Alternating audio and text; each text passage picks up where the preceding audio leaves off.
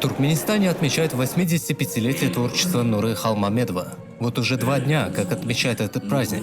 Нуры Халмамедов оставил неизгладимый музыкальный след в истории Туркменистана. Музыкальный стиль Халмамедова синтезирует национальный мелоз со структурными формами европейского классического и романтического генезиса. Национальный драматический театр имени Алпарслана поставил к примеру спектакля о жизни и творчестве великого композитора. Nur Halmamedov'un 85 yıllık münasebetli çaresi geçirliktir. Rolun üstünde işlemede canım tenim bilen yapıştım. Sporttan peydalarım kahraman arkadağımıdı.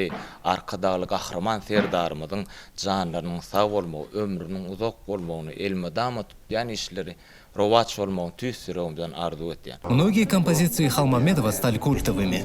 Например, волнующая, щемящая душу печальная мелодия «Кечпелек» «Горькая судьба» стала неофициальным национальным реквиемом. В спектакле «Струны души» были показаны моменты из жизни великого композитора, истории о том, как он создавал свои композиции. Нуры Халмамедов'un hasam bir döröcülüğünün yine de inniki nesillerimize geçmek için elimizde var edip nesip olsa zahmet çekerdi. Закрыл этот рассказ церемонии фестиваль «Жизнь, пронизанная музыкой» в честь 85-летия Нуры Халмамедова. Выступавшие на церемонии закрытия отметили высокий духовный подъем фестиваля и проведенных в его рамках различных мероприятий.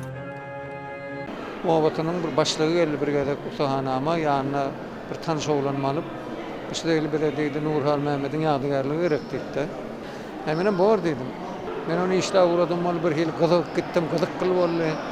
Onun giyimleri 2 metre oldu. Boyu 1 metre 10 santim oldu. Hatta ullokan yadigarlık oldu da. Nişvat şehirde Nurhal Mehmet'in doğulun yerine daim olmasına Nurhal Mehmet'in yadigarlığını işte Махтумкули заложил крепкий фундамент для туркменских поэтов и мыслителей, а Нуры Халмамедов стал образцом классики для музыкантов.